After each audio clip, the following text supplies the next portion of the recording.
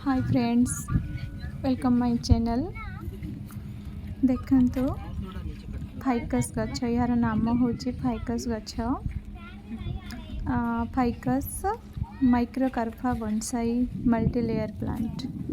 Common name हूँ यार आमर फाइकस प्लांट बोली आम कहीपर, जहाँकि यहाँ हूँ बोनसाई प्लांट। बोनसाई प्लांट माने छोट गछ किंतु एटा बहुत वर्ष से गछटी होइथिबो, जेमिति कि गछटी 10 वर्षर पुराना गछ एटा।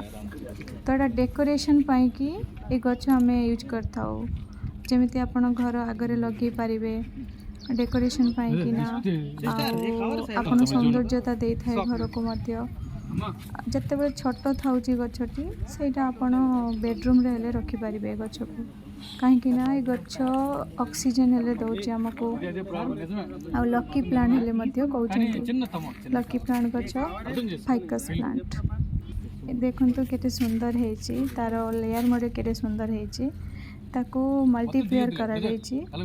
आउ एटा पहले ग्राफ्टिंग मध्य करा जायछि, सब गछरु मल्टीप्लेयर करिकिना ताको करछन्ती।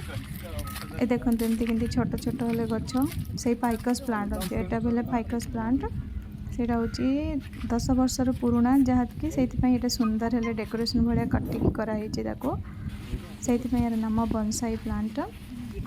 आपण घर भितर हेले रखि पारिबे, आउ आपणकर घरर सौंदर्य बढ़िया पाई कि आपण याको आपणकर घर आगर मध्य रखि पारिबे। एटा 10 फीट हाइट हबो, बेसी बड़ हबनी गछ। तो यार मूल्य मध्य हेले कहिया बोले 75,000 हबो। तो जड़े सिस्टर हेले एटा को नहीं 75,000 रे किनिकिना। देखते ये केते जन लोक लगी उठेकिना गाड़ी रे रखिए। देखते बहुत सुंदर गछटी आम नर्सरी रे थिलारी, देखि पार्थिबे 4 जन लगी। आम गाड़ी आसी जाइए, गाड़ी रे रखिकिना लेके चले। तो आपण ये गछटी मध्य काटिकिना मल्टीप्लेयर भी करें फाइकस प्लांट। एटा एक्चुअली एटा बोनसाई प्लांट। तो आपण एथे मल्टी लेयर जदि जानिथिबे, ग्राफ्टिंग जदि जानिथिबे, ताले आपण सेटा काटिकिना मल्टी लेयर मध्य करि पारिबे। आपण एटा को पानी मध्य बेसी दबा दरकार नहीं, आपण को गोटे सप्ताह रे थोरे पानी देले चलिबो।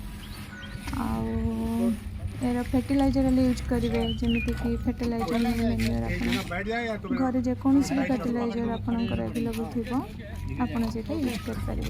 Thank you.